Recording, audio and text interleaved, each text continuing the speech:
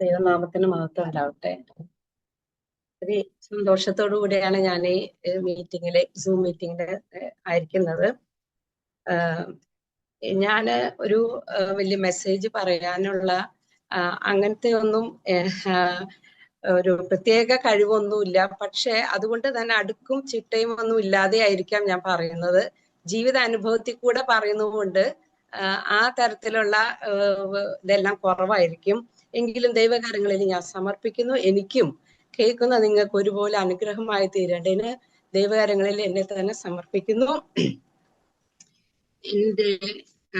എന്നെ ഇന്ന് ചിന്തിപ്പിച്ച 2 വാക്യങ്ങളാണ്. ഒന്ന്, മർക്കോസ് 14:8 വാക്യം, അവൾ തന്നാലാവത് ചെയ്തു.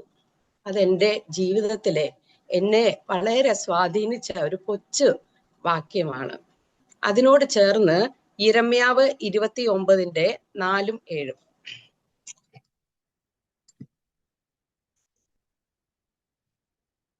യിരെമ്യാവ് 29:4 വാക്യം ആദ്യം വായിക്കാം. ഇസ്രായേലിന്റെ ദൈവമായ സൈന്യങ്ങളുടെ യഹോവ താൻ യെരൂശലേമിൽ നിന്ന് ബാബേലിലേക്ക് പിടിച്ചു കൊണ്ടു പോകുമാറാക്കിയ സകല ബദ്ധന്മാരോടും ഇപ്രകാരം അരുളി ചെയ്യുന്നു. ഇനി അതിന്റെ 7 വാക്യം, ഞാൻ നിങ്ങളെ ബദ്ധന്മാരായി കൊണ്ടുപോകുമാറാക്കിയ പട്ടണത്തിന്റെ നന്മ അന്വേഷിച്ച് അതിനുവേണ്ടി യഹോവയോട് പ്രാർത്ഥിപ്പിൻ, അതിന് നന്മയുണ്ടെങ്കിൽ നിങ്ങൾക്കും നന്മയുണ്ടാകും. ഈ 2 വേദഭാഗങ്ങള് എൻ്റെ ജീവിതത്തിലെ വളരെ സ്വാധീനിച്ച് ഇന്ന് ഈ സൂം പ്ലാറ്റ്ഫോമില് വചനവുമായിട്ട് നിൽക്കാൻ എനിക്ക് പറ്റിയത് ഈ ഒരു വചനത്തിന്മേലുള്ള എൻ്റെ ട്രെയിനിങ്ങിൽ കൊണ്ടാണ് ദൈവം എന്നെ ഇന്ന് ഇവിടെ നിർത്തിയിരിക്കുന്നത്. ദൈവത്തിന് സ്തോത്രം, മഹത്വം. അവൾ തന്നാലാവത് ചെയ്തു. അത് കർത്താവ് പറഞ്ഞ കോണ്ടെക്സ്റ്റ് നമുക്കറിയാം. എന്നാൽ ആ ഒരൊറ്റ സെന്റൻസ് ആണ് എൻ്റെ ജീവിതത്തിന് മാറ്റിമറിച്ചത്. അതുപോലെ ഈ വാക്യത്തില് യിരെമ്യാവ് 29:4 പ്രത്യേകം എഴുതിയത്, ഇസ്രായേലിന്റെ ദൈവമായ യഹോവ താൻ യെരൂശലേമിൽ നിന്ന് ബാബേലിലേക്ക് പിടിച്ചു കൊണ്ടുപോകുമാറാക്കിയ ആ ഒരു വേർഡ് എന്നെ ഒത്തിരി ചിന്തിപ്പിച്ചതാണ്. നിങ്ങളെ ബാബേലിലേക്ക് പിടിച്ചു കൊണ്ടുപോകുമാറാക്കിയ സകല ബദ്ധന്മാരോട് അരുളി ചെയ്യുന്നത്. നിങ്ങൾ കൊണ്ടുപോകുമാറാക്കിയത് ആരാണ്? ദൈവമാണ്. അപ്പം നമ്മളുടെ ഏതൊരവസ്ഥയ്ക്കും, അതുപോലെ 7 വാക്യത്തിൽ പറയുന്നുണ്ട്, ഞാൻ നിങ്ങളെ ബദ്ധന്മാരായി കൊണ്ടുപോകുമാറാക്കിയ പട്ടണത്തിന്റെ. അപ്പൊ നമ്മുടെ ഏത് അവസ്ഥയുടെയും കാരണക്കാരൻ അത് ദൈവം തന്നെയാണ്. ഞാൻ എൻ്റെ പ്രത്യേക അവസ്ഥയിൽ കൂടെയൊക്കെ കടന്നുപോയപ്പോ നമുക്കും നമ്മളെ ഓരോ ചിന്തകൾ വരാം. എന്തുകൊണ്ട് എന്റെ ഈ അവസ്ഥ എനിക്ക് വന്നു, എന്തുകൊണ്ട് ഞാൻ ഇതിൽ കൂടെ കടന്നു പോകുന്നു എന്ന് പറയുമ്പോൾ ഇതിൽ ആരെയും ബ്ലെയിം ചെയ്യാനില്ല. ഇത് ഞാന് ആ സത്യം മനസ്സിലാക്കിയപ്പോഴോ ഇതിന്റെ കാരണക്കാരൻ ദൈവം തന്നെയാണ്. നിന്നെ ബദ്ധനായിട്ട്, നിന്നെ സ്വാതന്ത്ര്യമില്ലാത്തൊരു സ്ഥലത്ത് നിന്നെ കൊണ്ടുവാക്കിയിട്ടുണ്ടെങ്കിൽ അതിന്റെ തീർച്ചയായിട്ടും ഉത്തരവാദി എന്നെ അറിയുന്ന എൻ്റെ ദൈവമായ യഹോവയാണ് എന്നെ ഈ അവസ്ഥയിലേക്ക് കൊണ്ടുവന്നത്. എന്നെ ഈ വചനം കേൾക്കുന്ന ആരൊക്കെ നമുക്ക് ദുഃഖത്തിന്റെ അവസ്ഥയിലോ അല്ലെങ്കിൽ സ്വാതന്ത്ര്യമില്ലാത്ത അവസ്ഥയിലോ വളരെ വ്യത്യസ്തമായ അനുഭവത്തിൽ നിന്ന് വന്നു നിൽക്കുന്നവരുണ്ടെന്നൊന്നും എനിക്ക് അറിഞ്ഞുകൂടാ. ദൈവം എന്നെ ഈ വചനം ഏൽപ്പിച്ചു, അത് ഞാൻ വീണ്ടും ഷെയർ ചെയ്യുന്നു. ഞാൻ പല വ്യക്തികളെ ആ രീതിയിൽ ഞാൻ മനസ്സിലാക്കുവാനിടയാക്കി. ഒന്നാമത്, നയമാന്റെ ഭവനത്തിലെ അടിമ പെൺകുട്ടി. നമുക്കെല്ലാം അറിയാം, 2 രാജാക്കന്മാർ 5 അധ്യായത്തിലാണ്. അവളെ ആ അരാമി യുദ്ധത്തിലെ കവർച്ച പടയായിട്ട് പിടിച്ചു കൊണ്ടുവന്നവരിലെ ഒരു പെൺകുട്ടിയായിരുന്നു ഈ പെൺകുട്ടി. ഇസ്രായേലിയ പെൺകുട്ടി. അവൾക്ക് ഏത് ഭവനത്തിലായിരുന്നു ഒന്നും നമുക്കറിയില്ല. വളരെ സേഫ് ആയിട്ടുള്ള, കംഫർട്ട് ആയിട്ടുള്ള ഒരു ഭവനത്തിൽ നിന്നായിരിക്കാം ചിലപ്പോ വന്നത്, അതല്ല വേറൊരു ഭവനത്തിൽ നിന്നായിരിക്കാം. അതൊന്നും ക്ലിയർ അല്ല. പക്ഷെ ഒന്ന് നമുക്കറിയാം, വളരെ വ്യത്യസ്തമായിട്ടുള്ള ഒരു അനുഭവത്തിൽ നിന്ന് പിടിച്ചു കൊണ്ടുവരുന്ന ഒരു കുട്ടിയാണ് ആ പെൺകുട്ടി. അവൾ ആ നയമാന്റെ ഭവനത്തില് എഴുതിയിരിക്കുന്നത് അവിടുത്തെ യജമാനത്തിക്ക് അവൾ ശുശ്രൂഷ ചെയ്തു പോന്നു. അത്രേ അവളുടെ റോൾ ഉണ്ടായിരുന്നുള്ളൂ. പക്ഷെ പിന്നീട് ഭവിച്ചത് ഒരു വലിയ ദൈവ അനുഭവം നമുക്കറിയാം. കാരണം അവൾക്ക് ആകെ കൂടി ചെയ്യാവുന്നത്, ആ വീട്ടിൽ ചെയ്യാവുന്നത്, ആ ഭവനത്തിലെ ജോലികൾ ചെയ്യാന്നുള്ളത് മാത്രമായിരുന്നു. പക്ഷേ അതിന്റെ ഒപ്പം അവൾക്ക് കൈമുതലായിരുന്ന ആ ദൈവിക വിശ്വാസം അവളെ വഴി നടത്തിയ അവളുടെ ദൈവത്തിനെ ആ വിശ്വാസം അവള് കൂട്ടിക്കൊണ്ടുവന്നു. നമുക്കറിയാം, പെട്ടെന്ന് ഒരു അനുഭവത്തിൽ നിന്ന് മാറുമ്പോൾ, പ്രത്യേകിച്ച് ഈവൺ ഒരു ഹോസ്റ്റലിലേക്ക് പോയാൽ തന്നെ നമുക്ക് ഹോം സിക്നസ് എന്തെല്ലാം അനുഭവിക്കും. അതിൽ നിന്ന് എത്രയോ വലിയൊരു അനുഭവമാണ് ഈ കുട്ടി വേറൊരു ഭവനത്തിലേക്ക് അടിമയായിട്ട് കൊണ്ടുവരുന്ന അവിടുത്തെ പണികൾ ചെയ്യുന്നു. പക്ഷെ അവളുടെ കൂടെ ദൈവം ഉണ്ടായിരുന്നുകൊണ്ട് ഞാൻ വിശ്വസിക്കുന്നു അവള് വളരെ സന്തോഷത്തോടു കൂടി ആ ഭവനത്തിൽ ശുശ്രൂഷ ചെയ്തു. എന്നെ ഇവിടെ കൊണ്ടുവന്നത് എന്തോ, ഞാൻ എത്രമാത്രം അവിടെ നന്നായി ജീവിച്ച എന്ന് പറഞ്ഞ് ഒന്നുകിൽ അവൾക്ക് ഡിപ്രഷനിൽ പോകാം, പിറുപിറുക്കാം, നീരസപ്പെട്ട് തന്റെ ജോലികളൊന്നും ചെയ്യാതിരിക്കാം, അതുപോലെ എല്ലാറ്റിനോട് ഇറിറ്റേഷൻ കാണിക്കാം. നമുക്കിതെല്ലാം നമ്മുടെ ജീവിതത്തിൽ വരാം. നമ്മുടെ ജീവിത സാഹചര്യങ്ങൾ മാറുമ്പോൾ നമുക്ക് ഇറിറ്റേഷൻ വരാം, പിറുപിറുക്കാം, അതുപോലെ ഡിപ്രഷനിലേക്ക് പോകുന്ന ഒത്തിരിയുണ്ട്. ഒന്നും ചെയ്യാൻ പറ്റാത്ത ഒരവസ്ഥ. പക്ഷെ ഈ പെൺകുട്ടിയെ സംബന്ധിച്ച് ഇവളെ എന്തിനു കൊണ്ടുവന്നോ ആ കാര്യം അവൾ ആ യജമാനത്തിക്ക് ശുശ്രൂഷ ചെയ്തു. അതുകൊണ്ടാണ് ഞാൻ പൂർണ്ണമായിട്ടും വിശ്വസിക്കുന്നത്. അതോടൊപ്പം അവളുടെ പ്രാർത്ഥനയും ദൈവത്തിലുള്ള ആശ്രയവും, അവളുടെ ദൈവത്തെ കുറിച്ച് ആ യജമാനത്തിയോട് അവൾ സംസാരിച്ചിരുന്നു എന്ന് നമുക്കറിയാം. അതല്ലെങ്കിൽ ഈ ഇത്രയും വലിയൊരു പ്രയാസം ആ കുടുംബത്തിന് നേരിട്ടപ്പോൾ ഒരു വേലക്കാരിയായ ഒരു പെണ്ണിനെ അവൾ പറയുന്ന വാക്ക് ഇത്രയും വലിയൊരു സേനാധിപൻ അനുസരിക്കുക, അതിന് മുഖവില കൊടുക്കുക സാധാരണമായിട്ടുള്ള കാര്യമല്ല. അവൾ അത്രമാത്രം ആ കുടുംബത്തിലെ ശുശ്രൂഷകൾ ഏറ്റവും ഭംഗിയായിട്ട് ചെയ്തതുകൊണ്ടാണ് അവൾ പറഞ്ഞ ആ ഒരു കാര്യം ആ കുടുംബം മുഖവിലക്കെടുത്തത്. മാത്രമല്ല അവളുടെ ദൈവത്തിലും അവർക്ക് കൂടുതൽ വിശ്വാസം ഉണ്ടായിരുന്നു.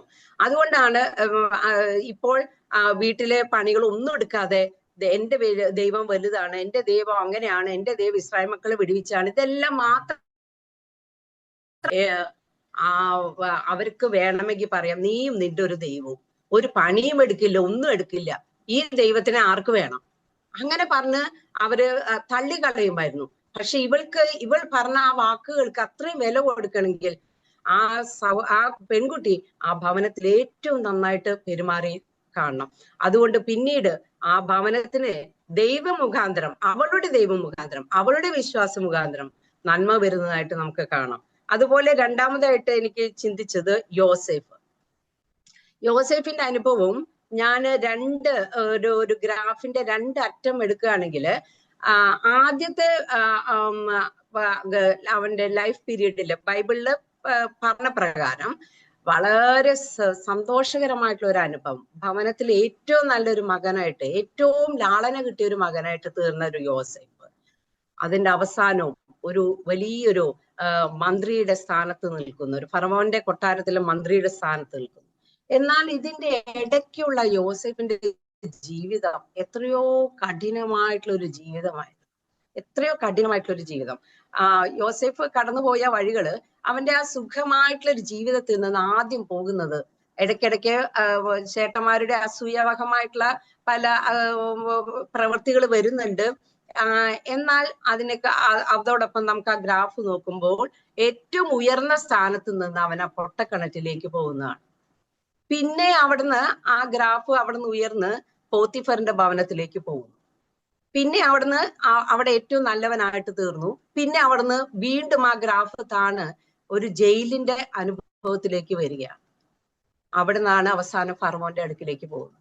അപ്പൊ വലിയൊരു അന്തരം തന്റെ ജീവിതത്തിലെ നല്ല ആദ്യം സന്തോഷത്തിന്റെ അനുഭവം, പിന്നെ ദുഃഖത്തിന്റെ അനുഭവം, വീണ്ടും ഒരു സന്തോഷത്തിന്റെ അനുഭവം, അവസാനം അവൻ ആ ഫറവോന്റെ കൊട്ടാരത്തിൽ ഒരു മന്ത്രിയായിരിക്കുന്ന ഒരു അനുഭവം. അപ്പൊ നമുക്ക് അറിയാം യോസേഫ് എന്ന് പറയുന്ന ആ വ്യക്തി എത്രമാത്രം കഴിവുള്ളവനാണ്. കഴിവുള്ളവൻ എന്ന് പറയുമ്പോൾ ഒരു ഫറവോന്റെ മന്ത്രിയായിരിക്കാൻ തക്കവണ്ണം അവനിൽ അത്രമാത്രം ബുദ്ധിയും കൃപയും ഉണ്ടായിരുന്ന ഒരു വ്യക്തിയായിരുന്നു. ആ യോസേഫാണ് പൊട്ടക്കുഴയിലും ജയിലിലും എല്ലാം അകപ്പെട്ടത്. അപ്പോ അവിടെ ഒന്നും നമുക്ക് യോസേഫിനെ കുറിച്ച് ഉൽപ്പത്തി 41:38 വായിക്കാം. ചില വാക്ക് ഉൽപ്പത്തി 41:38, 39, 40. ദൈവാത്മാവുള്ള ഈ മനുഷ്യനെ പോലെ ഒരുത്തിനെ കണ്ടുകിട്ടുമോ എന്ന് പറഞ്ഞു. ഫറവോൻ പറയുന്നതാണ്, ദൈവം ഇതൊക്കെ നിനക്ക് വെളിപ്പെടുത്തി തന്നുകൊണ്ട് നിന്നെ പോലെ വിവേകവും ജ്ഞാനവും ഉള്ളവൻ ഒരുത്തനുമില്ല. അതുപോലെ 39 2 വാക്യം, യഹോവ യോസേഫിനോട് കൂടി ഉണ്ടായിരുന്നുകൊണ്ട് അവൻ കൃതാർത്ഥനായി മിസ്രൈമനായ യജമാനന്റെ വീട്ടിൽ പാർത്തു. 39 21, എന്നാൽ യഹോവ യോസേഫിനോട് കൂടെ ഇരുന്ന് കാരാഗ്രഹ പ്രമാണിക്ക് അവനോട് ദയ തോന്നത്തക്കവണ്ണം അവന് കൃപ നൽകി. 23 വാക്യം, യഹോവ അവനോട് കൂടെ ഇരുന്ന് അവൻ ചെയ്തതൊക്കെയും സഫലമാക്കി. അപ്പൊ ഈ ഉടനീളം കാണുന്നത് യോസേഫിനോട് കൂടെ ഈ പൊട്ടക്കിണറ്റിലും പോത്തിഫറിന്റെ ഭവനത്തിലും ജയിലിലും ഫറവോന്റെ കൊട്ടാരത്തിലും ഉടനീളം ഉണ്ടായിരുന്ന അവസ്ഥകൾക്ക് മാറ്റം വരുന്നെങ്കിലും അവന്റെ കൂടെ എപ്പോഴും ഉണ്ടായിരുന്നത് ദൈവമായ യഹോവയായിരുന്നു. ആ യഹോവ കൂടെയുള്ളത് കൊണ്ട് അവൻ എപ്പോഴും കൃതാർത്ഥനായിരുന്നു. അതുകൊണ്ട് അവനെ ഏൽപ്പിച്ച ഏത് സ്ഥലത്താണ്, പോത്തിഫറിന്റെ ഭവനമായപ്പോൾ അവിടുത്തെ ഞാനൊരു ഇങ്ങനെ വരേണ്ട ഒരു വ്യക്തിയല്ല, ഞാനൊരു മന്ത്രിയുടെ ആവാനുള്ള അത്രയും ബുദ്ധിയും സാമർഥ്യം നല്ലൊരു കുടുംബത്തിലാണ് എന്ന് പറഞ്ഞ് അവിടുത്തെ ജോലി ചെയ്യാതിരുന്നില്ല. ആ പോത്തിഫറിന്റെ ഭവനത്തിൽ അവിടുത്തെ ജോലി ചെയ്തു. അപ്പോൾ പോത്തിഫർ അവനെ എല്ലാം ഏൽപ്പിച്ചു. അത് കഴിഞ്ഞ് അടുത്തത് തെറ്റ് ചെയ്യാം, താൻ ചെയ്യാത്ത തെറ്റിന് ജയിലിലകപ്പെട്ടു. അവിടെയും ചിലപ്പം ജോസഫിന് ഒത്തിരി പരാതികൾ പറയാം. ദൈവമേ, ഞാൻ എന്തിനിങ്ങനെ വന്ന്, എന്ത് തെറ്റാണ് ഞാൻ ചെയ്തത്? എന്റെ ജീവിതത്തിൽ ഞാൻ ഒന്നും ചെയ്തിട്ടില്ല, ഞാനൊരു തെറ്റ് ദൈവഹിതപ്രകാരം ഞാൻ തെറ്റിൽ നിന്ന് ഓടിപ്പോയതിനാണ് എന്നെ ജയിലിലാക്കിയത് എന്ന് പറഞ്ഞ് വളരെ പരിതപിച്ചിരിക്കേണ്ട ഒരു സ്ഥലമായിരുന്നു. പക്ഷെ അവിടെയും ഈ യോസേഫ് വളരെ കൃതാർത്ഥനായി. കാരണം അവൻ ആ യഹോവയെ മുറുകെ പിടിച്ചു. യഹോവ കൂടെ ഇരുന്നുകൊണ്ട് അവനെ അവിടെയും സന്തോഷവാനായിട്ട് ജീവിക്കാനിടയായി. അതുകൊണ്ട് അവിടെയും എന്താ പറഞ്ഞത്, കാരാഗ്രഹ പ്രമാണിക്ക് അവനോട് ദയ തോന്നി.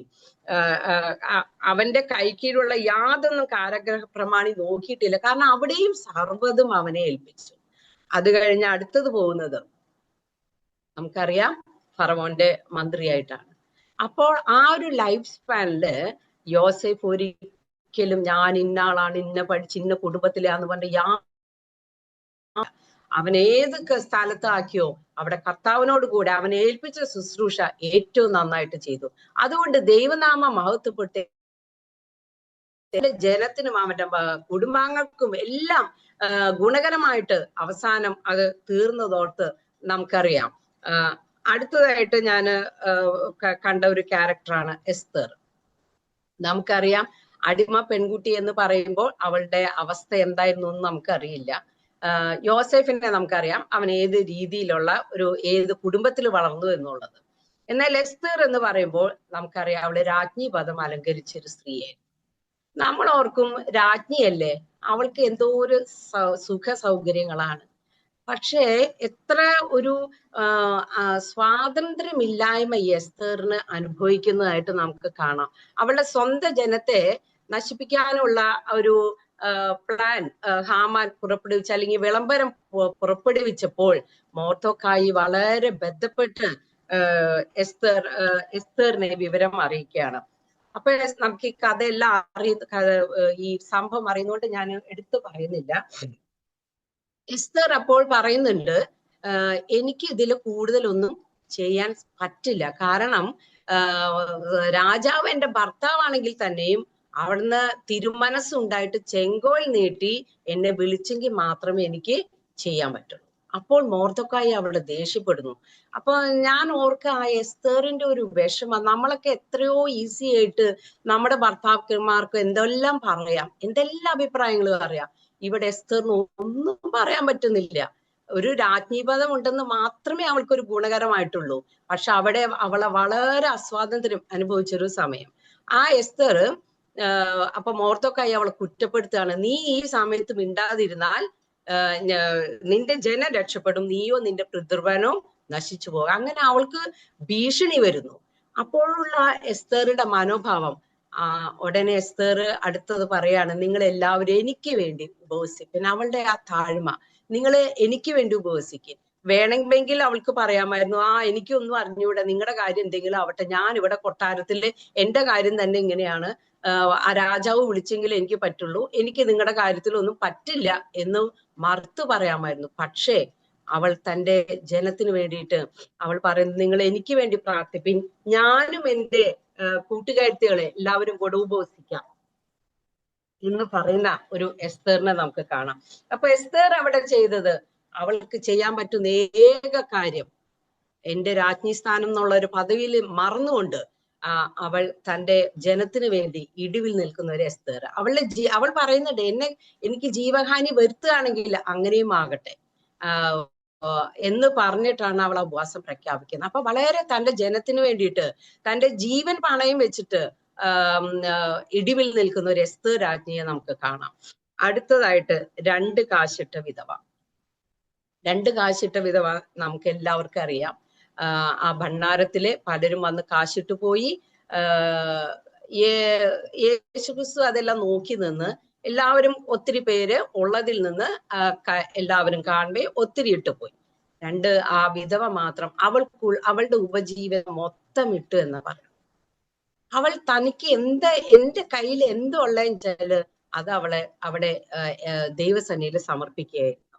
അതിനോട് ചേർന്നാണ് ഞാൻ ഈ മക്കതോന്യ സഭയെ കുറിച്ച് എനിക്ക് എപ്പോഴും ചിന്തിക്കാറുണ്ട്. മക്കതോന്യ സഭയെ കുറിച്ച് പറയുമ്പോൾ വായിക്കാം, 2 കൊരിന്ത്യർ 8 1 2 വാക്യം.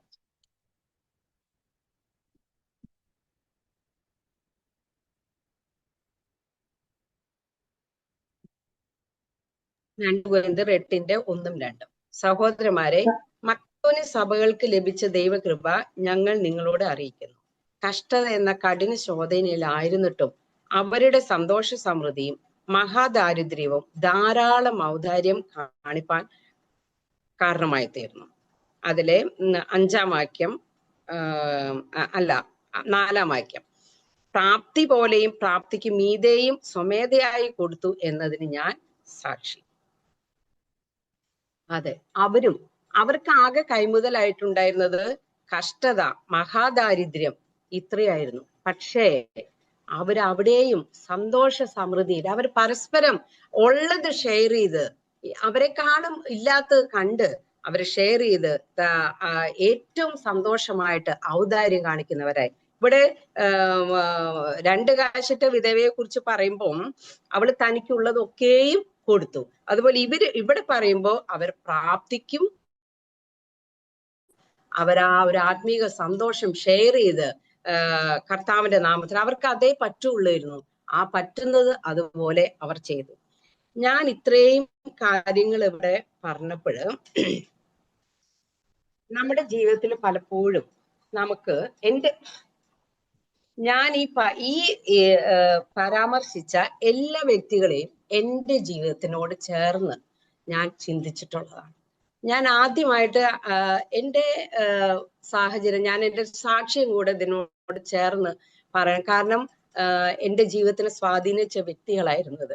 ഞാൻ ഒരിക്കലും ഞാൻ വളർന്നു വന്നത് തൃശ്ശൂരുള്ള ഒരു പട്ടണത്തിലാണ്. എന്നെ ഇവിടെ ഒരു നല്ലൊരു സഭയും ഞങ്ങളുടെ കുടുംബത്തിൽ തന്നെ സഭ ഉള്ളൊരു ആത്മീക സന്തോഷവും ഭൗതികമായിട്ടുള്ള സന്തോഷവും ഒരു അല്ലലും ഇല്ലാതെ വളർന്നു വന്ന ഞാനാണ്. 23-ാം വയസ്സിൽ കല്യാണം കഴിഞ്ഞു, റാന്നിയിലേക്ക് വന്നു. ഇതൊരു ഓർത്തഡോക്സ് കുടുംബമായിരുന്നു. ഓർത്തഡോക്സ് കുടുംബത്തിൽ വന്നു. ആദ്യം എനിക്ക് അതൊന്നും വലിയ പ്രയാസമായിട്ടൊന്നും തോന്നിയില്ല. ഇവിടെ അപ്പനും മകനും മാത്രമേ രക്ഷിക്കപ്പെട്ട് ദൈവഭാഗത്ത് വന്നിട്ടുള്ളൂ. അത് കഴിഞ്ഞ് റേച്ചാൻ, അന്ന് റെജീതാണ് സഹോദരന്റെ പേര്, റേച്ചാൻ ജോലി സംബന്ധമായിട്ട് പല സ്ഥലങ്ങളിൽ ജോലി ചെയ്യുന്നു. ഞാനിവിടെ റാന്നിയില് ഇവിടെ ഭവനത്തിലെ മക്കളുമായിട്ട് നിൽക്കുന്നതായിരുന്നു. ഇതൊരു ഒരു ഒരു തറവാട് ഭവനായിരുന്നു. എപ്പോഴും ആളുകൾ വരുന്നു പോകുന്നു. അപ്പൊ എന്നെ സംബന്ധിച്ചോളം ഞാൻ വളരെ സാധാരണ ഒരു പെൺകുട്ടിയായിട്ട്, എനിക്കൊന്നുമില്ല, എന്നിൽ ഒന്നും ഇല്ലാത്തൊരവസ്ഥ. ഞാൻ ഇങ്ങനെ ഈ ഭവനത്തിൽ വരുന്നു, ഇവിടെ സദാസമയവും ഗസ്റ്റ് വരുന്നു, അവരെ സൽക്കരിക്കുക, അവർക്ക് വേണ്ടി കാര്യങ്ങൾ ചെയ്യുക. അപ്പൊ ഞാൻ ഒന്നുമല്ലാത്ത ഒരു അവസ്ഥയിൽ കൂടെ പോകുന്നു.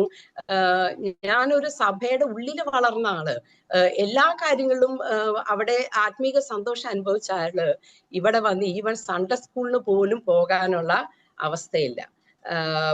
കാരണം ഇവിടെ ഞങ്ങളുടെ റോഡ് വളരെ മോശമായിരുന്നു, ഞങ്ങൾക്ക് വണ്ടിയില്ല, വളരെ റയറായിട്ട് 2-3 ബസ് മാത്രം ഓടുന്ന ഒരു സ്ഥലമായിരുന്നു. അപ്പൊ എനിക്ക് ഒന്നിനും പോകാനില്ല. ആകെ കൂടി ഞായറാഴ്ച യോഗത്തിന് പോകും. അതാ കൃത്യം 12:30 കഴിഞ്ഞ ഒരു ബസ് ഉണ്ട്, ഓടി ഇവിടെ വരുന്നു. ദൈവമക്കളുമായിട്ട് ഒരു ബന്ധമില്ല. ഞാൻ വളരെ ആ സമയത്താണ് സത്യമായിട്ടും ഈ നയമാന്റെ വീട്ടിലെ ആ പെൺകുട്ടിയുമായിട്ട് ഞാൻ എന്നെ തന്നെ താരതമ്യപ്പെടുത്തി. ആ ഒരു അവസ്ഥയാണല്ലോ ഞാന്. അപ്പൊ വരുന്നവരെ സൽക്കരിക്കുക, അവർക്ക് വേണ്ടി ചെയ്തു കൊടുക്കുക, അത് മാത്രമേ ഉള്ളൂ എൻ്റെ ജോലി.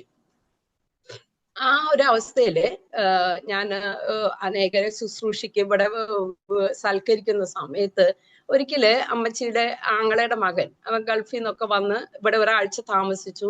അപ്പൊ ഞാൻ ഇവിടെ പണിയെടുക്കുന്നൊക്കെ കണ്ട് എന്നോട് ഇങ്ങനെ ചോദിച്ചു, ആന്റി അപ്പൊ ഞാൻ MSc കഴിഞ്ഞു, BEdും എടുത്തിട്ടുണ്ട്, ആന്റി ഇങ്ങനെ എല്ലാവരെയും ഇങ്ങനെ സൽക്കരിക്കാൻ ഇതാണ് ആന്റീനെ കുറിച്ച് ഏൽപ്പിച്ചിട്ടുള്ളത്. ഞാൻ പറഞ്ഞു, മോനെ ഞാനിവിടെ ഉള്ളത് കൊണ്ടല്ലേ നിങ്ങളെയൊക്കെ സ്വീകരിക്കാൻ പറ്റുന്നത്. അപ്പൊ എൻ്റെ ഉള്ളിൽ ഒത്തിരി വേദനയുണ്ട് ഞാൻ ഇങ്ങനെ ഒരു അവസ്ഥയിലായിരിക്കുന്നത്. അതുപോലെ ആന്റിമാരൊക്കെ വരുമ്പോൾ എപ്പോഴും വരും, ഇതൊരു തറവാട് വീടായതുകൊണ്ട്. ഞാനിങ്ങനെ ജോലിയിൽ ഏർപ്പെട്ട് അവര് വരുമ്പോ ഡ്രസ്സ് പോലും മാറാൻ പറ്റാതെ ഒരു മുഷിഞ്ഞ ഡ്രസ്സൊക്കെ ആയിരിക്കും. അപ്പൊ അമ്മച്ചി എന്നോട് പറയും, മോളെ പോയി ഡ്രസ്സ് മാറ്. പക്ഷെ അതിനുള്ള സമയം കിട്ടുന്നതിന് മുമ്പ് ചിലപ്പോ അവര് വരും. പിന്നീട് ഞാൻ മനസ്സിലാക്കി, എന്റെ ഡ്രസ്സിലോ എന്റെ ഒന്നിലുമല്ല. അപ്പൊ അന്ന് എനിക്ക് ഒത്തിരി കോംപ്ലക്സ് മൈൻഡായി. എനിക്കൊരു കൃപാവരവും ഇല്ല, ഒന്നുമില്ല. ഞാൻ എന്തിനാ ഇവിടെ വന്നത്, ദൈവം എന്തിനാ എന്നെ ഇവിടെ കൊണ്ടുവന്നത്? പക്ഷെ ഞാൻ ഈ വാക്ക് പറയാൻ വേണ്ടി റാന്നിയിൽ ഇവര് വന്നപ്പം ഞാൻ തൃശ്ശൂരിരുന്ന് എന്റെ ബൈബിൾ എടുത്ത് വായിച്ചപ്പം അന്ന് ഒരു ഇംഗ്ലീഷ് ബൈബിളിൽ ഞാൻ വായിക്കുമ്പോൾ 85-ാം സങ്കീർത്തനത്തിന്റെ 12-ാം വാക്യം എനിക്ക് അന്ന് കിട്ടും. God indeed give what is good for you. അപ്പോ ഈ വാക്യം ത്രൂ ഔട്ട് എനിക്ക് പോകുന്നുണ്ട്. പക്ഷെ ഇവിടെ വന്നിട്ട് എന്നിൽ ഒരു ഗുണവും കാണാനില്ല. വെറുതെ വീട്ടുപണി കാലത്ത് തൊട്ട് വൈകുന്നേരം വരെ എടുക്കുക. അപ്പൊ ഈ ആന്റിമാരൊക്കെ വന്ന് ഇങ്ങനെയൊക്കെ ഉള്ള ഒരു അവസ്ഥയിലും ഞാൻ എന്റെ ഏൽപ്പിച്ച ആ ശുശ്രൂഷ ഭംഗിയായിട്ട് ഞാൻ ചെയ്തു. അതൊരു വീട്ടുവേലയായിരുന്നു, അത് ഞാൻ നന്നായി ചെയ്യാനിടയിൽ. പിന്നീടാണ് ഈ ദൈവസ്നേഹം, ഒരു ദൈവ മകൾ എന്നുള്ള ആ ഒരു ലേബല് ഞാനത് ആ ഒരു ലേബലിലേക്ക് ഞാൻ വന്നപ്പോഴ് എനിക്ക് വളരെ വ്യത്യസ്തമായിട്ടുള്ള ഒരു അനുഭവമാണ്. അന്നാണ് ഈ യിരെമ്യാവ് 29 വാക്യം, അന്നൊക്കെ വചനം വായിക്കാനുള്ള ഒരു വലിയ ദാഹവും ആസക്തിയുമായിരുന്നു എനിക്ക്. നമുക്ക് പണ്ട് പ്രവചന പുസ്തകം ഒന്നും വായിച്ചൊന്നും മനസ്സിലാവില്ല. അപ്പൊ യിരെമ്യാവിലെ ഈ വാക്യങ്ങളൊക്കെ എന്റെ ജീവിതത്തിൽ വളരെ ബലമായി. നിന്നെ ഈ ഭവനത്തിൽ ആക്കിയിരിക്കുന്നത് വ്യത്യസ്തമായ അനുഭവത്തിൽ കൊണ്ടുവന്നത് ഞാനാ. നീ ഇവിടെ നിന്നെ ഏൽപ്പിച്ച ഈ ചെറിയ ശുശ്രൂഷകൾ ഭംഗിയായിട്ട് ചെയ്യേ, അപ്പോൾ നിന്നെ ഞാൻ ഉപയോഗിച്ചോളും. അതാണ് ദൈവം എനിക്ക് തന്ന വാഗ്ദത്തം. അപ്പോൾ ആദ്യമായിട്ട് എനിക്ക് കിട്ടിയത്, ഇതൊരു ഗ്രാമപ്രദേശമാണ്. ഹസ്ബൻഡ് ജോലി വേറെ സ്ഥലത്താണ്, ഞാനും മക്കളും ഇവിടെ ഉള്ളത്. എന്റെ 2 വീട്ടിൽ അപ്പുറത്ത് ഇപ്പുറത്ത് 2 വീട്ടിലെ 2 അമ്മച്ചിമാരുണ്ട്. രണ്ടുപേരും തനിയാണ് പകൽ സമയം. ഞാൻ ഇവരുടെ അടുക്കൽ പോയി കാര്യങ്ങളെല്ലാം അന്വേഷിക്കുന്നു. അവരവരുടെ പ്രയാസങ്ങൾ എന്നോട് പറയുന്നു. അവരെ കേൾക്കുക എന്നതാണ് ആദ്യമായിട്ട് ഞാൻ ചെയ്ത ശുശ്രൂഷ. അപ്പോ എനിക്ക് അത് കൂടുതൽ സന്തോഷം. ഇതും ചെയ്യുവാനായിട്ട് ആരും ഇല്ലല്ലോ. ആ മാതാക്കൾക്ക് അവർ 2 നേരവും അവരുടെ അടുത്ത് പോകും, 2 പേരുടെ അടുത്ത് എന്നും പോകും. അവർക്ക് വേണ്ടിയതായിട്ടുള്ള ഭക്ഷണം വേണമെങ്കിൽ അങ്ങനെ, അതല്ലാത്ത എന്തുവാണെങ്കിൽ അത് ഞാൻ ചെയ്തു കൊടുക്കും. ആ ഒരു അവസ്ഥ, അവരായിരുന്നു എൻ്റെ ആദ്യത്തെ എൻ്റെ ശുശ്രൂഷയുടെ ആരംഭം. ഞാന് പലപ്പോഴും നമ്മൾ ഓർക്കും, എനിക്കൊരു കൃപാവരവും ഇല്ലല്ലോ. നമ്മൾക്ക് കൃപാവരം അല്ലെങ്കിൽ താലന്ത് എന്ന് പറയുമ്പോൾ ആദ്യം പോകുന്നത് പാട്ട് പാടുക അല്ലെങ്കിൽ പ്രസംഗിക്കുക, കോമൺലി പോകുന്നത്. അപ്പൊ എന്റെ മനസ്സിൽ എനിക്കിത് രണ്ടും ഇല്ലല്ലോ, ഞാൻ എങ്ങനെ ദൈവം എന്നെ ഉപയോഗിക്കുന്നത്, ഇതാണ് എന്റെ മനസ്സിൽ കൂടെ പോയത്. പിന്നീട് ഞാൻ മനസ്സിലാക്കി, കേൾക്കുക എന്നതാണ് എനിക്ക് ദൈവം തന്ന കൃപാവരം. അനേകരെ അത് ആദ്യം ഈ അമ്മച്ചിമാരെയാണ് ഞാൻ കേട്ടുകൊണ്ടിരുന്നത്. അവരുടെ സങ്കടങ്ങളെ കേട്ട് അവരുടെ അടുത്ത് ഇരുന്ന് അവർക്ക് ആശ്വാസം കൊടുക്കുന്നു. പിന്നീട് അത് വളർന്ന് അനേകരെ കേൾക്കാനുള്ള ഒരു കൃപ എനിക്ക് തന്നു, അവർക്ക് വേണ്ടി പ്രാർത്ഥിക്കാൻ, അവരുടെ ദുഃഖങ്ങളിൽ പങ്കുചേരുവാന്. ഇതോടൊപ്പം ഞാൻ പറയട്ടെ, അപ്പച്ചന് ഉള്ള കാലത്ത് അപ്പച്ചനായിരുന്നു പുറത്ത് ബസ്സില് പോയി കാര്യങ്ങള് വെട്ടിയപ്പാറ പോയി സാധനങ്ങൾ വാങ്ങുന്നത് പർച്ചേസ് ചെയ്യുന്നത്. അപ്പൊ ആ വിധത്തിലും എനിക്ക് പുറത്തു പോകാൻ പറ്റുന്നില്ല. അപ്പോഴും ഞാൻ വീടിന്റെ ഉള്ളിൽ. പിന്നെ അപ്പച്ചന് വയ്യാതെ ആയപ്പോ ഞാൻ പുറത്തു പോകാൻ തുടങ്ങി. അന്ന് പുറത്തു പോയി സാധനങ്ങളെല്ലാം പർച്ചേസ് ചെയ്ത് ഞങ്ങളുടെ സഭയിലെ ഒരു സഹോദരന്റെ ഒരു കടയിൽ ഞാൻ ഈ സാധനങ്ങൾ വെക്കും. അപ്പൊ അടുത്ത ബസ് വരാൻ വേണ്ടി വെയിറ്റ് ചെയ്യാം. അത്രയും സമയം കൊണ്ട് ഞാൻ നടന്നു പോയി കാണാൻ പറ്റുന്ന വയ്യാത്തവരുടെ വീട്ടില് കൂടെ പോകുമായിരുന്നു. ആ ഒരു ശുശ്രൂഷ ഞാൻ അന്ന് ചെയ്തിരുന്നു. പിന്നീട് ബസ് വരുമ്പോഴത്തേക്ക് ഓടി വരും, സാധനങ്ങൾ കൊണ്ടുപോകും. എന്നാൽ പിന്നീട് ദൈവം എനിക്ക് സ്വന്തമായി കാറ് തന്നു, അത് ഓടിക്കാനുള്ള കൃപ തന്നു. ആ കാറ് ഉപയോഗിച്ച് ഞാൻ തന്നെയായാലും എൻ്റെ കൂട്ടു സഹോദരികളായി അനേകരെ ഈ ഒരു ശുശ്രൂഷയിലേക്ക് ദൈവം എന്നെ കൊണ്ടുവന്നു. മാത്രമല്ല പലപ്പോഴും ദൈവമേ ഞാൻ ഇത്രയും പഠിച്ചു, ഒന്നും ചെയ്യാൻ പറ്റുന്നില്ല എന്ന് പറഞ്ഞ സ്ഥാനത്ത് ദൈവം എന്നെ ആദ്യം ഏൽപ്പിച്ച ആ ശുശ്രൂഷ ചെയ്തു കഴിഞ്ഞപ്പോൾ ആ ദേശത്തിലെ എല്ലാ കുട്ടികളും എൻ്റെ ഭവനത്തിൽ വന്ന് ട്യൂഷൻ പഠിക്കുവാനായിട്ട് ഇടയായി. അതുമൂലം ഈ ദേശത്തിലെ എല്ലാ കുട്ടികളും തന്നെ ഇവിടെ വരുവാനും അവർക്ക് വേണ്ടി ആണ്ടിൽ ഒരിക്കല് ഒരു പ്രാർത്ഥനാ സമ്മേളനം പലരെയും സ്പീക്കേഴ്സിനെ വിളിച്ച് ദൈവവചനം അവരെ കേൾപ്പിക്കാനും ദൈവം സഹായിച്ചു. അപ്പൊ ഇതിനെല്ലാം ഒരു സമയമുണ്ട് എൻ്റെ ജീവിതത്തിൽ നിന്ന് ഞാൻ മനസ്സിലാക്കി. ആരെങ്കിലും എന്നെ കേൾക്കുന്നവര് ഇതേ അനുഭവത്തില് ദൈവമേ ഞാൻ ഇങ്ങനെ ആവേണ്ട വ്യക്തിയല്ല, ഞാൻ എത്രമാത്രം ആയിരുന്ന ഒരു വ്യക്തിയാണ്, എന്നെ എന്തിനാ ഇവിടെ കൊണ്ടുവന്ന് എന്ന് നമ്മൾ വിചാരിച്ച് ദുഃഖിച്ചും ഭാരപ്പെട്ടും ഇരിക്കേണ്ടതല്ല. നമ്മളിവിടെ ഏത് അവസ്ഥയിലാണെങ്കിലും അത് ദൈവം നമ്മളെ ആക്കിയിരിക്കുന്നതാണ്. അവിടെ കർത്താവിനോട് ചേർന്ന് പിറുപിറുപ്പ് കൂടാതെ എല്ലാം. അതുപോലെ ഒരു വാക്യമായിരുന്നു എന്നെ കൊലോസ്യർ 3:23 വാക്യം, നിങ്ങൾ ചെയ്യുന്നതെല്ലാം കർത്താവിനെന്ന പോലെ മനസ്സോടെ ചെയ്യും. നമ്മൾ എന്ത് ചെറിയ ശുശ്രൂഷയാണെങ്കിലും അത് ദൈവം മുമ്പാകെ ഒരിക്കലും ചെറുതല്ല. ദൈവം മുമ്പാകെ ചെറിയ ശുശ്രൂഷയും വലിയ ശുശ്രൂഷയില്ല, എല്ലാം വിലയേറിയ ശുശ്രൂഷയാ. ഞാൻ അതിനോട് ചേർന്ന് എപ്പോഴും പറയുന്നത്, ഒരു ഹോസ്പിറ്റൽ റൺ ചെയ്യണമെങ്കിൽ ഡോക്ടേഴ്സ് മാത്രം പോരാ. ഡോക്ടർ തന്നെയാണെങ്കിൽ ആ ഹോസ്പിറ്റൽ ഒരിക്കലും റൺ ചെയ്യില്ല. ഡോക്ടർ തൊട്ട് തൂപ്പുകാരി വരെ വേണം. അപ്പൊ തൂപ്പുകാരിക്കും അവളുടേതായിട്ടുള്ള റോൾ അവിടെയുണ്ട്. 2 ദിവസം ഒരു ഹോസ്പിറ്റൽ തൂക്കാതിരുന്നാലുള്ള ഒരു അവസ്ഥ നമുക്ക് ചിന്തിക്കാവുന്നതേ ഉള്ളൂ. വളരെ വ്യത്യസ്തമാണ്. അപ്പൊ ആ തൂപ്പുകാരിക്കും അവളുടേതായിട്ടുള്ള റോൾ അവിടെയുണ്ട്, ഡോക്ടർക്ക് അവരുടെ അതായിട്ടുള്ള റോള്. ഇവരെല്ലാം കൂടി ഒന്ന് ചേർന്ന് ചെയ്യുമ്പോഴാണ് ഒരു ഹോസ്പിറ്റൽ ഫങ്ഷൻ ചെയ്യാൻ പറ്റുള്ളൂ. അതുപോലെ തന്നെ ഒരു വലിയ കെട്ടിടം, ആ കെട്ടിടം അതൊരു കെട്ടിടമായിട്ട് തീരാൻ, അത് എത്ര വലിയ കെട്ടിടമാണെങ്കിലും ചെറിയ കെട്ടിടമാണെങ്കിലും ആർക്കിടെക്ട് മുതല് മേക്കാട് വരെ ആവശ്യമുണ്ട്. ഒരു വലിയ കെട്ടിടമാണ്, വലിയ കാര്യത്തിന് ഉപയോഗിക്കണം വിചാരിച്ചിട്ട് ആർക്കിടെക്ട്സ് മാത്രം മതി എന്ന് പറഞ്ഞാൽ ഒരിക്കലും കെട്ടിടമാവില്ല. അപ്പോ ഏത് ജോലിക്കായാലും ഏത് കാര്യത്തിനായാലും അതിൻ്റെതായിട്ടുള്ള പ്രാധാന്യമുണ്ട്. അപ്പൊ എന്നെ ഏൽപ്പിച്ച സ്ഥാനത്ത് എനിക്ക് തന്ന എൻ്റെ പരിമിതികളില് ഞാൻ നിൽക്കുമ്പോൾ, എൻ്റെ ശുശ്രൂഷ ചെയ്യുമ്പോൾ ദൈവം നമ്മളെ ആക്കേണ്ട സ്ഥാനത്ത് ആക്കും. ഇന്ന് ഞാൻ പല കാര്യത്തിലും ഭാരപ്പെട്ടിരുന്ന ഒരു അതാണ്, ഞാൻ ഒന്നിനും കൊള്ളില്ല, ഒന്നിനും പ്രയോജനപ്പെടുന്നില്ല എന്ന്. ആ സ്ഥാനത്ത് ദൈവം എന്നെ പല രീതിയിലും ഇങ്ങനെ കൊച്ചു കൊച്ചു ശുശ്രൂഷകൾ ചെയ്യുവാൻ ദൈവം എന്നെ ഉപയോഗിക്കും. നമുക്കറിയാം പല വരങ്ങൾ ദൈവം ഇതില് പറഞ്ഞിട്ടുണ്ട്. 1 പത്രോസ് 4:10-11 ഒന്ന് എല്ലാവരും എടുത്ത് വായിക്കാം.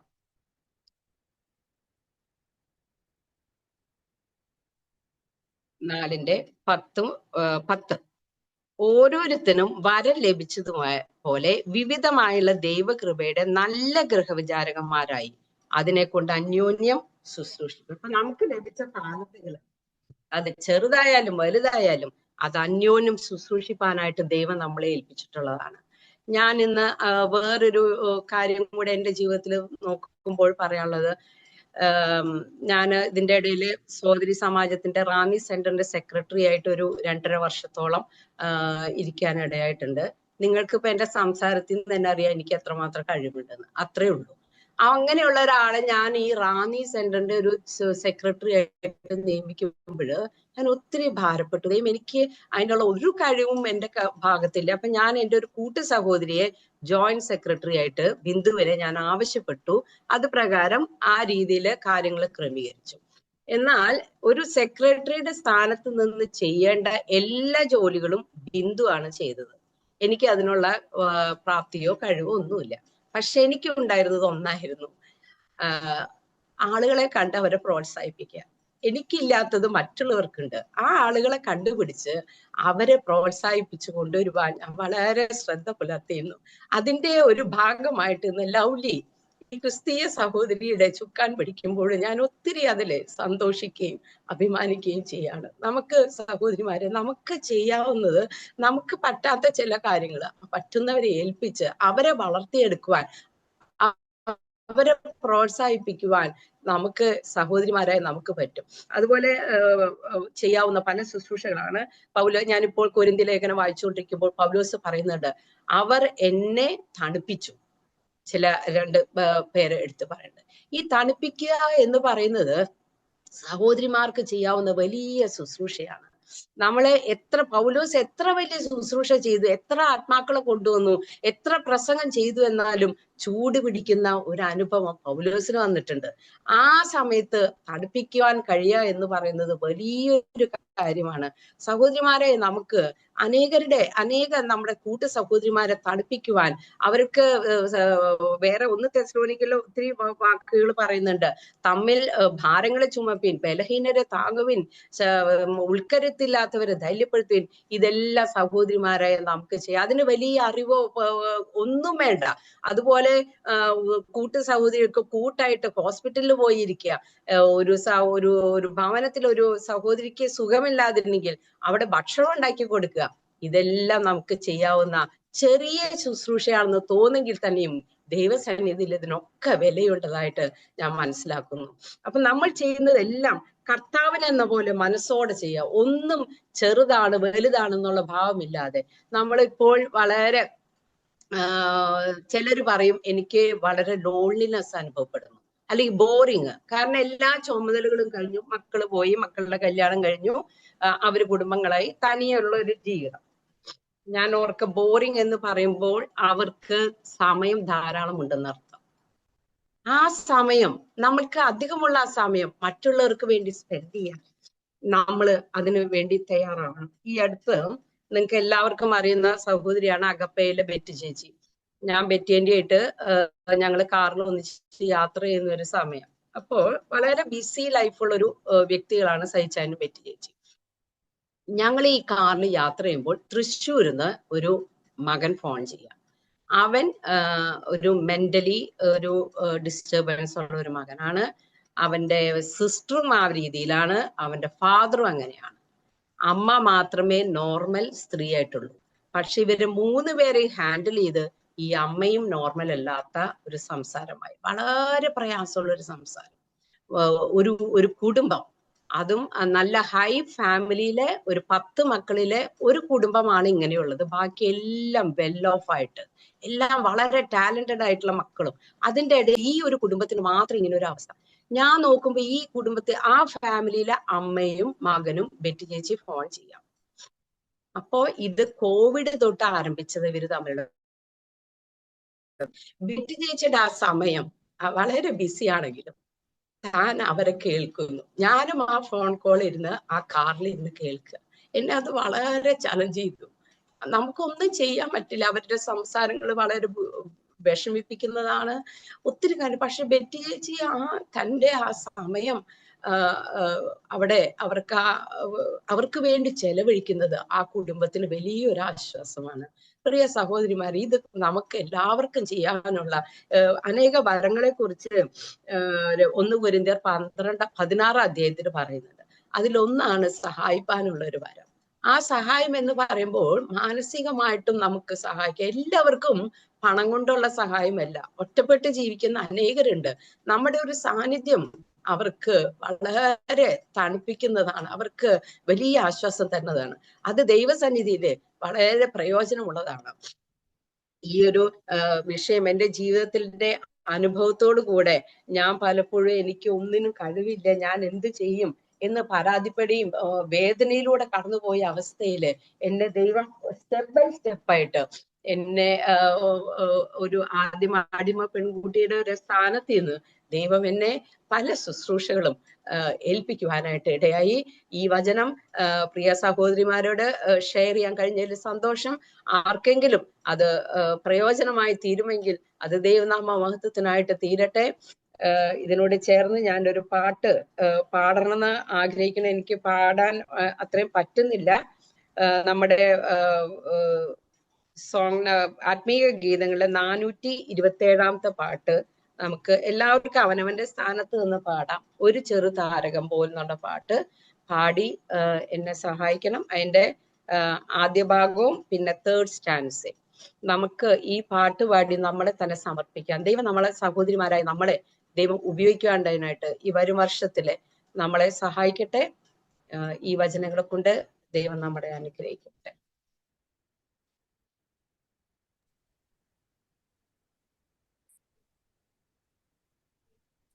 ഫെബാൻജി നിർദ്ദേശിച്ച പാട്ട് നമുക്ക് പാടാം. എല്ലാവർക്കും അറിയാവുന്ന ഗാനമാണല്ലോ. ഒരു ചെറു താരകം പോ, ഒരു ചെറു കൈത്തിരി പോ, വിളങ്ങണം നിനക്കായൻ നാളുകൾ തീരും വരെ. എൻ കുറവുകൾ ഓർക്കാതെ, എൻ വീഴ്ചകൾ കണക്കിടാതെ, നിൻ കൃപകൾ ചൊരിഞ്ഞെന്നെ നിൻ പാതി നടത്തിടണേ. എൻ കുറവുകൾ ഓർക്കാതെ, എൻ വീഴ്ചകൾ കണക്കിടാതെ, നിൻ കൃപകൾ ചൊരിഞ്ഞെന്നെ നിൻ പാതി നടത്തിടണേ. ഒരു ചെറു താരകം പോൽ, ഒരു ചെറു കൈത്തിരി പോൽ, വിളങ്ങിണം നിനക്കായും നാളുകൾ തീരും വരെ. എൻ താലന്തുകൾ അഖിലം, എൻ മാനവും ധനവുമെല്ലാം, എൻ ജീവിതം സമ്പൂർണമായി നിൻ മുമ്പിൽ സമർപ്പിക്കുന്നേ. എൻ താലന്തുകൾ അഖിലം, എൻ മാനവും ധനവുമെല്ലാം, എൻ ജീവിതം സമ്പൂർണമായി നിൻ മുമ്പിൽ സമർപ്പിക്കുന്നേ. ഒരു ചെറു താരകം പോൽ, ഒരു ചെറു കൈത്തിരി പോൽ, വിളങ്ങിണം നിനക്കായും നാളുകൾ തീരും വരെ.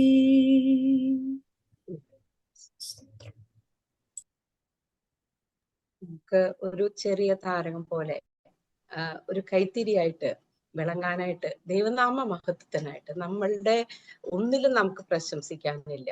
ഞാൻ ഇന്നതാണെന്നോ ഇന്നതല്ലെന്നോ ഒന്നും നമ്മൾ ഓർക്കാതെ നമുക്ക് കിട്ടിയ താലന്ത കൃപാവരങ്ങള് അത് ജ്വലിപ്പിച്ച് അനേകർക്ക് പ്രയോജനമായിട്ട് ദൈവ മഹത്വത്തിനായിട്ട് തീരുവാൻ ദൈവം നമ്മളെ സഹായിക്കും.